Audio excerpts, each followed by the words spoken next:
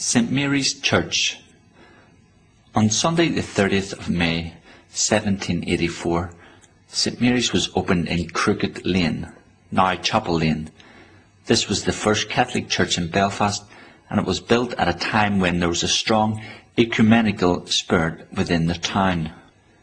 Indeed, its present inhabitants contributed substantially towards the cost of the building, and the first Belfast Volunteer Company, under the command of Captain Waddell Cunningham, lined the chapel yard as a guard of honour in full dress and presented arms to the priest as he passed into the chapel.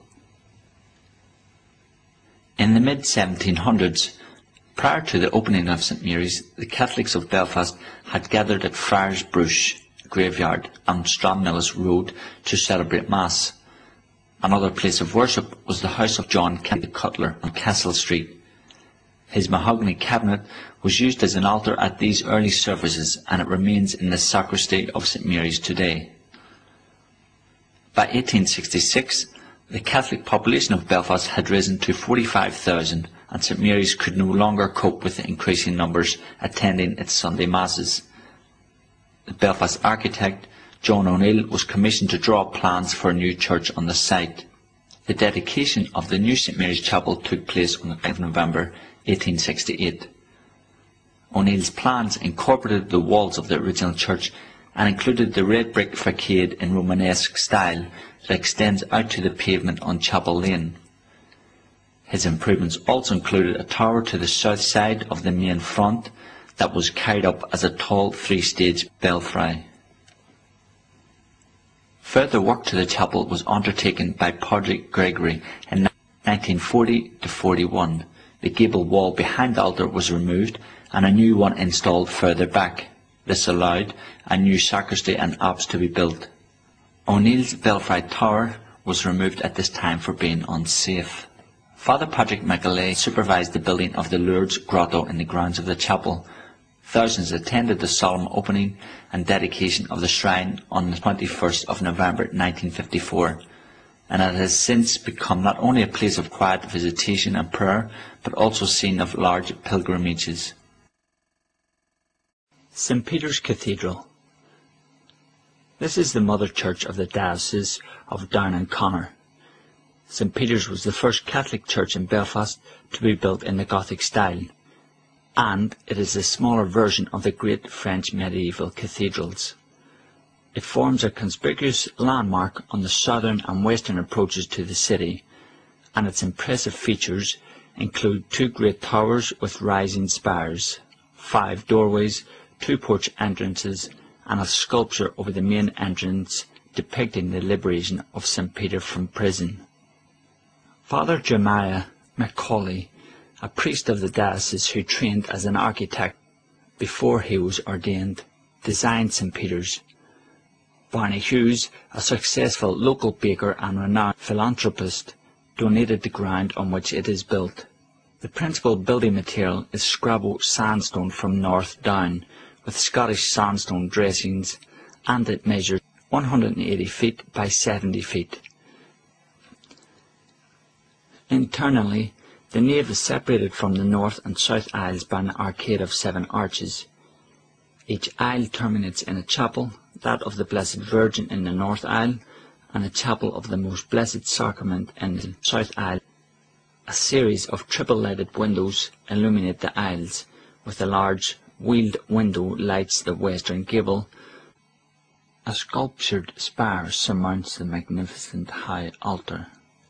St Peter's was opened on Sunday 14th October 1866.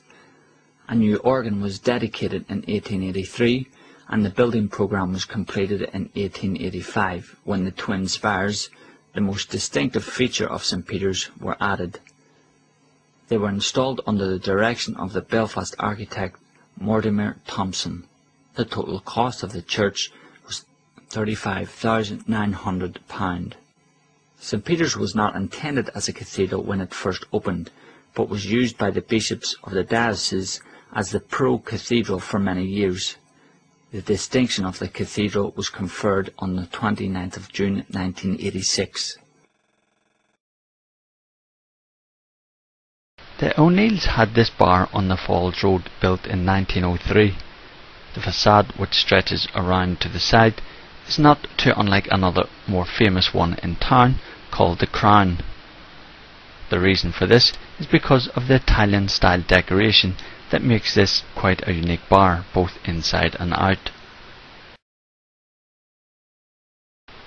The O'Neills took advantage of a workers' strike during the construction of Belfast City Hall during the early 1900s. Italian stonemasons were called in to create the beautiful facade, now over 100 years old and still in good condition. The comical faces as capitals are in particularly good state.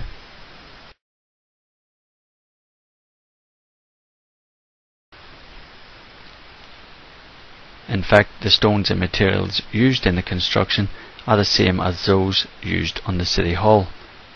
There's surely a tale to tell for this too, as exclusive materials designated for the City Hall somehow ended up on this side of town, which is probably no mean feat to carry off.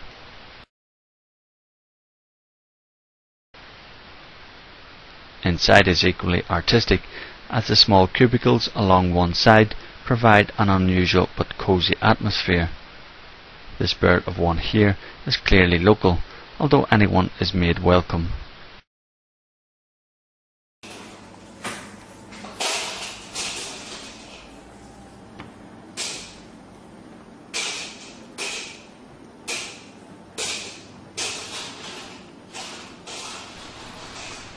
Upstairs is the lounge room.